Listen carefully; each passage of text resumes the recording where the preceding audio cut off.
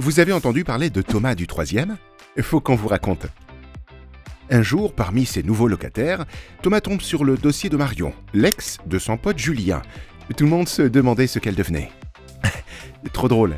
Alors pour faire son intéressant, il envoie sa fiche à ses amis. Vraiment rigolo d'avoir retrouvé Marion.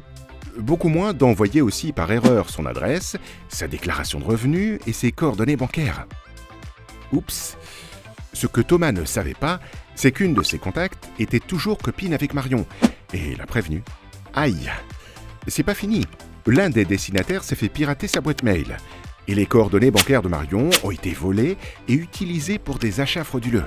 Résultat, elle qui voulait juste un logement, a acheté aussi des baskets, des smartphones et fait quelques emplettes dans des boutiques à Shanghai sans quitter Paris. Brusquement surendettée, elle a porté plainte. Thomas a été convoqué par sa directrice, elle-même convoquée par le directeur général, pénalement responsable. C'est allé loin, très loin, jusqu'à fragiliser la direction et décrédibiliser l'entreprise, condamnée à payer une lourde amende. Ça, des nouvelles de Marion, Thomas en a eu.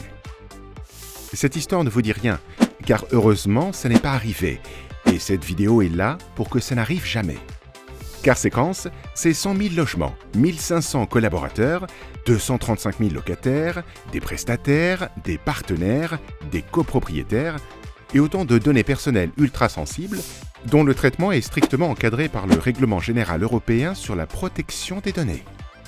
Règle de base, ces données ne vous appartiennent pas, n'en faites pas n'importe quoi.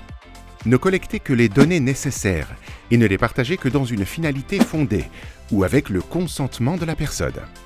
Conservez-les un temps limité et n'émettez aucun jugement subjectif par écrit envers les locataires, même si un nom est marrant. Car les conséquences juridiques et pénales sont tout sauf une blague. Au moindre doute, contactez la direction de l'audit et de la conformité. Ils vous renseigneront sur les pratiques à adopter. Et souvenez-vous que respecter la confiance de nos clients et leur droit à la confidentialité, c'est la responsabilité de tous.